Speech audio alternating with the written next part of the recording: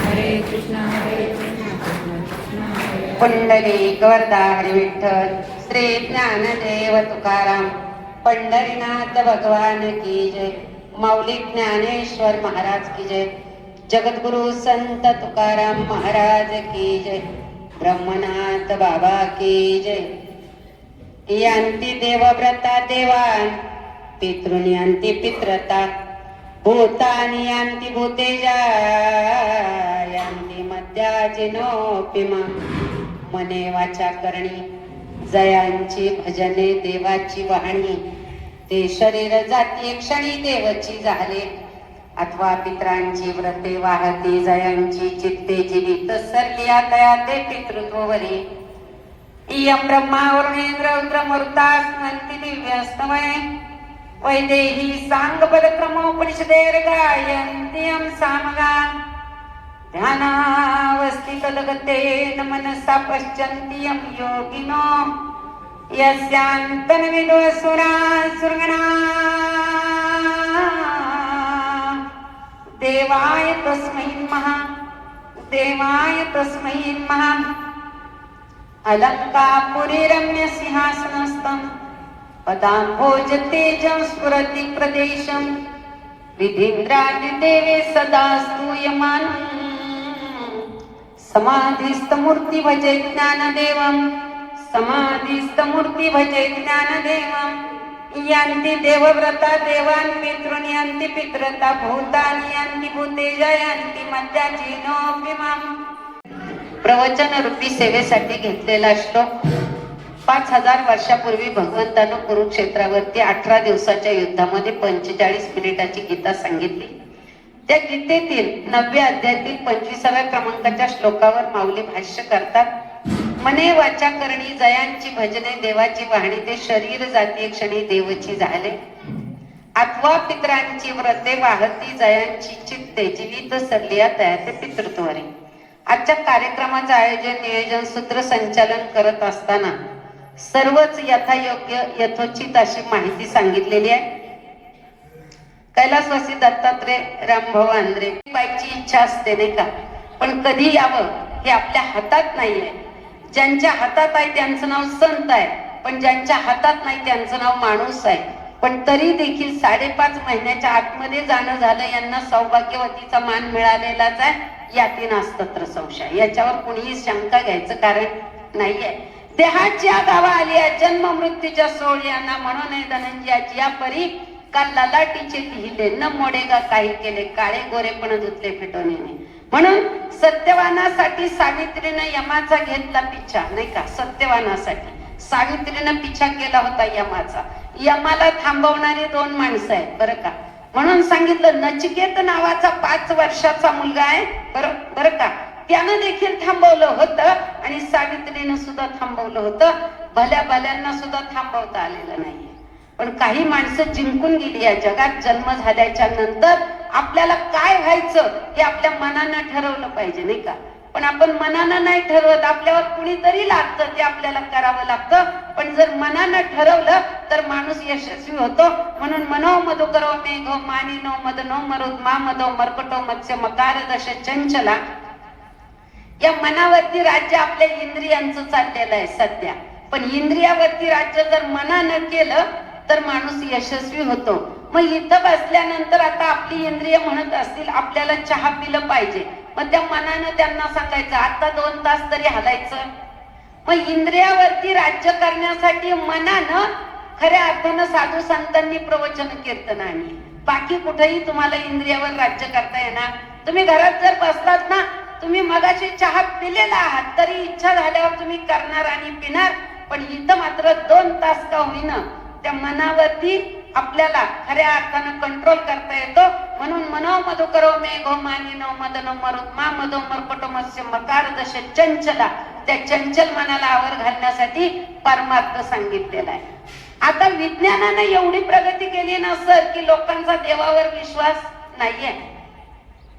वाशीला कीर्तन होतं आता 8 दिवस झाले, तेव्हा मला एका 25 वर्षाच्या तरण्या पांड मुलानं विचारलं ताई तुमचं अध्यात्माविषयी काय म्हणणं आहे? म्हटलं म्हणजे काय मला नाही कळालं। म्हटलं नाही काय म्हणणं आहे? म्हटलं आतमध्ये आहे ते आतमधलं अध्यात्म, त्या आत्म्याला जे कळालं ते आपल्याला कळावं, याचं नाव अध्यात्म आहे. बाकी विशेष काही नाहीये, आतच आहे, फक्त ते कळायला पाहिजे. म्हणून सांगितलं तुझे आहे तुझं पाशी परी तू. आणि आपली जागा चुकली म्हणून आपण दुःखाला प्राप्त होतो. मग दुःख संपत का? नाही संपत दुःख, पण दुःख सहन करण्याची ताकद अध्यात्मात आहे. म्हणून इथपर्यंत येणं केलं माऊलींनी. वयाच्या 16व्या वर्षी जगाला ज्ञान गेलं. ते ज्ञान पैगा बरवे जरी म्हणे अति जाणावे तरी संताया भजावे सर्वस्वीस. ते म्हटले ताई आमचा एक दावा आहे असा. म्हटलं काय? म्हटले लोक आता चंद्रावरती जागा घेत आहेत. मग हे ग्रंथांचं काय? ग्रंथ तुमचे जे आहेत ना ते देव देव देव देव सांगतायत. मग चंद्रावर जागा घ्यायची, चंद्राला तर आपला समाज देव मानतो ना. मग तुम्ही मला सांगा ग्रंथ महान की आता हे विज्ञान महान आहे? मी म्हटलं ग्रंथच महान आहे. ते म्हटले कसं? मी म्हटलं मला सांगा चंद्रावर जागा घ्यायची आहे, प्रत्येकाची इच्छा असेल, पण जमेलच असं सांगता येत नाही, नाही का? चंद्रावर नक्की जागा घ्या, पण ज्या दिवशी सूर्यावर जागा तुम्ही घ्याल त्या दिवशी आम्ही ज्ञानेश्वरी घेऊन घरात बसू, बस. याच्या पलीकडे मला अध्यात्म सांगता येणार? ते म्हटले ताई ते शक्य नाही. म्हणूनच ज्ञान महान आहे, विज्ञान मागे राहणार आहे आणि ज्ञान पुढे जाणार आहे. ते म्हटले चंद्राचा जन्म कुठून झाला? म्हटलं सूर्यापासून पृथ्वीची निर्मिती आहे. मग चंद्राचा जन्म कुठे झाला येईल का सांगतात? चंद्राचा जन्म कुठे झाला? चंद्राचा सूर्याच्या पिल्लू म्हणून पृथ्वी गणली गेली. मग चंद्राचा जन्म कुठे आहे? ते म्हटले विज्ञानानं सिद्ध केलेलं आहे. म्हटले कुठून केलेलं आहे सिद्ध? ते म्हटले पृथ्वीतून आहे. म्हटलं अजिबात नाहीये. विज्ञानानं जरी सिद्ध केलं तरी चंद्राचा जन्म मात्र समुद्रातून झालेला आहे, हे आमचे तुकोबराय सांगतात. याच्यासाठी आमच्याकडे पुरावे आहेत. म्हटलं कशावरून? म्हटलं आमचे तुकोबराय सांगतात. मला महत्वाचं सांगायचंय, कारण आज 5.5 महिने आहेत. मग हे करायलाच पाहिजे का? याच्यावरती सुद्धा लोकांचा दावा आहे. म्हणून मला तिथपर्यंत तुम्हाला न्यायचं. हे का करावं? तुकोबरायांचं म्हणणं आहे, पहा, समुद्र तो पिता, बंधू हा चंद्रमा, भगिनी ते रमा, शंखाची. तुकोबराय म्हणतात समुद्रामधून जन्म शंखाचा झाला, समुद्र तो पिता, बंधू हा चंद्रमा, भगिनी ते रमा, चंद्राची म्हणजे कोणाची? शंखाची. पहा पुढे जाऊन तुकोबराय म्हणतात नेहुना जयाचा द्वारकेचा हरी, शंख दारोदारी भीक मागे. मग जर चंद्राचा जन्म समुद्रातून झाला, तुकोबराय म्हणतात, आता तुम्ही म्हणता पृथ्वीतून झाला. ते म्हटले जरा मी पाहतो, त्यांनी एका क्षणात सांगितलं चंद्राचा जन्म समुद्रातून झाला. हे दावा बरोबर आहे तुमचा, पण तुम्हाला जे कळालं ते विज्ञानानं आत्ताशी सिद्ध केलं. म्हटलं आम्हाला नाही कळालं, आमच्या संतांना कळालं आणि आम्ही तेनेची पण ते चालू जाताना पडे गुंता कोठे काही. म्हणून येतं वडील जे जे करती तया नाम धर्म टीव्ही ये रतेचा अनुष्ठिती सामान्य सकळ. तुम्ही कोणताही प्रश्न मला विचारा. आता सूत्रसंचालन करत असताना सांगितलं त्या दादांनी की आम्ही त्यांना आई म्हणतो. मग आईला कोणताही प्रश्न विचारा, पोरांची उत्तर आईजवळ असतातच. पण माझ्याजवळ ही आई असेल तरच माझ्याजवळ उत्तर असतील, कारण मला ही आई आहे जिचं नाव माऊली आहे. म्हणजे मा म्हणजे मानवता, उ म्हणजे उदारता आणि ली म्हणजे लीनता, जिचं नाव माऊली आहे. म्हणजे ते शब्द कुंठित होतात, विचार मागच्या पावली निघून जातात, तर्काचं चातुर्य चालत नाही. तिचं नाव आई आहे. ही मुलं अनाथ आश्रमातली आहे. का ललाटीचे लिहिले न मोडेगा काही केले, काळे गोरे पण धुतले पिटून येणे. विचार करण्याची गोष्ट आहे. यांना कुणीही जरी नसलं तरी पण जगी जास कोणी नाही त्यास देव आहे. म्हणून सांगितलं जगात ज्याला कोणी नाही या. हे एक आलं आमचं लेकरू.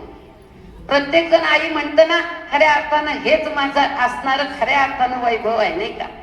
पहा म्हटले आई गेली, बाबा गेले. बाबा जगात सर्वश्रेष्ठ आहेत. बाबा थोडासा आवाज बाळा खाली कमी कर, इथं आवाज घुमतो ना. म्हणून जगात बाप सर्वश्रेष्ठ सांगितलेला आहे जगात, पण बाप सर्वश्रेष्ठ सांगत असताना बापाला आधी आई होती हे महत्वाचं आहे. माझा पहिला प्रश्न आहे सगळ्यात महत्वाचा, बाप आधी की आई आधी? सांगा महिला मंडळ, पुढं सरा थोडस. बाप आधी की आई आधी? पोरं झाली ना, सांगा सांगा. काय नाही, मला नातवंड आहे त्यामुळे मला हा प्रश्न विचारण्याचा अधिकार आहे. तुमचं काय मत आहे? बाप आधी का आई आधी? सांगा सांगा, कोण आधी आहे? बोला, चुकीचं काय आहे त्याच्यात? बोलावं दे. कोण आधी? बाळ आधी का आई आधी? जाऊ द्या, आई आधी, बरोबर आहे. कारण मांडीवर पोरग आहे म्हणलं तुम्हीच आधी, बरोबर आहे ना. पहा, एक 6-7 वर्षाची मुलगी आहे, इकडे लक्ष द्या. 6-7 वर्षाची मुलगी आहे, ती मोठी झाली, तिचं लग्न झालं. लोक म्हणली अमुक अमुक तमकेची पोरीचं लग्न, अमुक अमुक पोरगी अमकेची सून झाली. ती पोरगी दिवस गेले, बाळणपणाला माहेरी आली. लोक म्हटली अमुक अमुक अमक्याची पोरगी बाळणपणाला, लोक म्हटले अमक्या तमक्याची सून बाळणपणाला गेली. ऐका बरं का, नीट ऐका. तिला हॉस्पिटल मध्ये ऍडमिट केलं. 2 दिवस झाले, अजून ती बाळंतीण होईना. शेजारी पाजारी म्हणतात पोरगी बाळंतीण झाली का? पोर बाळंतीण झाली का? ताई बाळंतीण झाली का रे? पोर बाळंतीण झाली का? दुसरा कुठलाही शब्द. ती बाळंतीण झाली, तिच्या जवळ बाळ दिसलं आणि मग म्हणले ती आई कोणामुळे झाली? कोणामुळे झाली? पोरामुळे झाली. नीट ऐका, पोरामुळे ती आई झाली, पण पोरग झाल्याशिवाय ती आई झाली. ती गरोदर होती तरी आई झाली नाही. म्हणून बाप दाखव नाही तर श्राद्ध घाल. पोरग झाल्याशिवाय ती आई होत नाही. मग पोरग आधी का आई आधी? आता पलटी मारायची. अरे पोरगा आधी, म्हणून सांगितलं आधी कळस मग पाय. अरे आधी डोकं येतं जन्मताना, नंतर पाय. म्हणून आधी कळस मग पाय. अरे आमच्या साधू संतांनी काय सांगितलं नाहीये, जगात नाही, ते आमच्या ग्रंथात आहे. म्हणून ग्रंथ वाचन हा मनाचा संस्कार आहे आणि ग्रंथ खरेदी करणं हा धनाचा व्यवहार आहे. म्हणून जास्त पैसे असतील ना तर पहिले ग्रंथ खरेदी करा. जास्त पैसे असतील ना तर अशा अनाथांना दान करा. दान परत घेता येत नाही, पण वाण परत घेता येतं, हे महत्वाचं आहे. म्हणून दातृत्व असलं पाहिजे. मग भूदान आहे, ज्ञानदान आहे, बरं का, कन्यादान आहे, बरोबर आहे की नाही, गोदान आहे. म्हणाल ती दान देता येतात, परत घेता येत नाही. पण या महिन्यामध्ये वाण दिलेलं परत घेता येतं, ज्याचं नाव मकर संक्रांतीला दिलेलं वाण आहे. काय सुंदर आहे हे सगळं, अख्खं जग सुंदर आहे, फक्त जगता आलं पाहिजे माणसाला. 3 मुलं आहेत नाही का, मुलगी नाहीये, पण मुलगी पुतणी आहे, पुतणी सुद्धा मुलगीच आहे. म्हणून बाया जात्यावरती गाणं म्हणायच्या बरं का. अग शेंडीचा नारळावटी माझी सकनाची, अग लेकाच्या आधी वरमाई झाले पुतणीची. काय सुंदर आहे हे सगळं.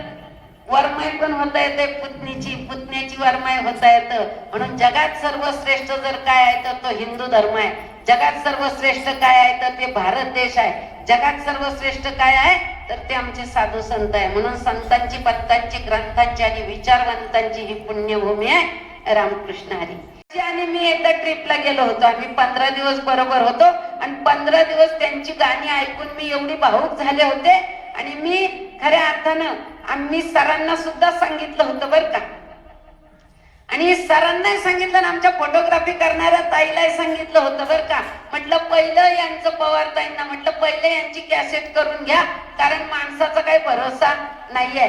पण पुढच्या पिढ्यांना हे आदर्श दिसावा. कुणीही शिकलेलं नसलं तरी यांनी, जुन्या पिढ्यांनी काय जपलं तर धर्म जपला, संस्कार जपले, संस्कृती जपली.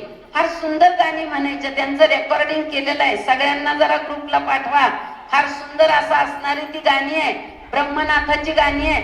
आम्ही अख्ख्या ट्रेन मध्ये गाणी म्हणायचं बरं का. पमा पमा माझी बहीण आहे, सांगायची गरज नाही बरं का, बरोबर आहे ना. तुमची चुलती आहे ना, काय नाती आहेत आमची, लहानपण आहे आमचं. सख्या बहिणीच्या पलीकडे घोडपदेवचं नातं आहे आमचं. म्हणूनच मगाशी म्हटलं जालिंदर दादाचं आमचं पण नातं आहे. ही आमची परंपरा. घोडपदेवला आम्ही सगळेजण एकत्र एका गुरुचे शिष्य आहेत. आम्ही होम करून माळा घातलेल्या आहेत. रक्ताची नाती तरी बदलतील पण गुरुचं नातं बदलत नाहीये. म्हणून जाणतेने गुरु भजिजे, त्याने कृतक कार्या होईजे, जैसे मूळ सिंचने सहजे शाखा पल्लव संतोषती. म्हणून गुरुचं नातं घट्ट होतं. म्हणून सगळ्यात महत्वाचं, सगळे अवतार संपले पण दत्तांचा अवतार संपला नाही, कारण दत्त हे गुरु आहेत. म्हणून ते नातं कधीच संपत नाही, ज्याचं नाव गुरुचं नातं आहे. सुंदर असं असणारं माणसाचं जीवन आहे. मग काय केलं पाहिजे हे धर्म सांगणारा आणि शास्त्र सांगणारी ज्ञानेश्वरी इथपर्यंत आहे. जोडल्या गेल्या. पण बापावर मुलीचं प्रेम असतं आणि आईवर मुलाचं असतं नाही का.